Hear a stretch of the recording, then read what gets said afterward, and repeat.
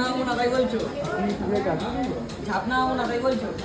না বললো তো না তবে পড়াশোনা না হলে তো একসঙ্গে দুটো করে ডাউন পেমেন্টটাকে কত আসছে। কোথায় যাচ্ছিস?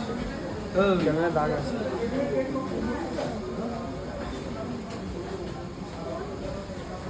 ফোন দেখতে যাচ্ছি আইফোন।